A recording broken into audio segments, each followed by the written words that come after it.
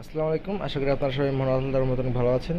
তো আপনারা আমাকে অনেকেই বলেন যে ভাইয়া সকালবেলা খুব তাড়াতাড়ি ঘুম থেকে উঠি, অনেক পরিমাণে আমার মোটিভেশন কাজ করে, বাট দিন শেষ আমি ঠিকমতো পড়তে পারি না, বা আমার সময়টাকে আমি প্রপারলি ইউজ করতে পারি না। সো এই বিষয়টাকে কীভাবে একটু সহজ করা যায়, সো আমি আপনার এই পথ চলাটাকে একটু সহজ করার জন্য আমি আমার নিজের একটা অভিজ্ঞতা শেয়ার করছি। যেমন আমি কালকে রাত্রেবেলায় প্ল্যানিং করে রেখেছিলাম, আপনারাও এরকম করবেন।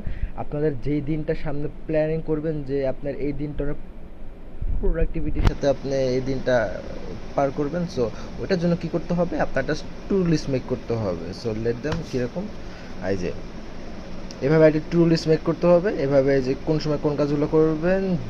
ইন দ্যাট কেস আমার ক্ষেত্রে দেখেন, এই যে 7:50 থেকে 9:30 পর্যন্ত কেমিস্ট্রি অনলাইন ক্লাসগুলো করবো, আবার 9:45 থেকে 10:59 পর্যন্ত জব সিলেকশন। সো এখানে আমি আগে হার্ড সাবজেক্ট, পরে ইজি সাবজেক্ট, পরে আবার হার্ড সাবজেক্ট, পরে আবার ইজি সাবজেক্ট এরকম করে রেখেছি এবং প্রোমোডোরো টেকনিক ইউজ করেছি। এখন বলতে পারেন প্রোমোডোরো টেকনিক কি?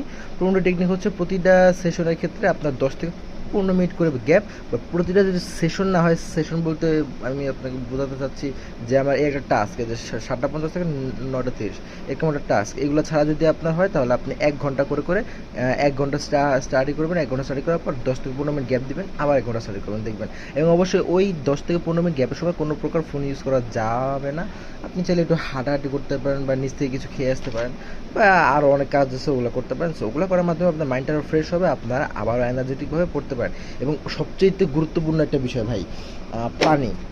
মানে একটু আমার বোতলটা একটু পুরাতন, সো একটু অন্যরকম দেখা যাচ্ছে। সো আমি আপনাকে যে বিষয়টা বলতে চাচ্ছি, আপনার সবসময় পড়ার সময় ভাই পানি রাখবেন। পানি যে পড়ার সময় কতটা পরিমাণে হেল্প করে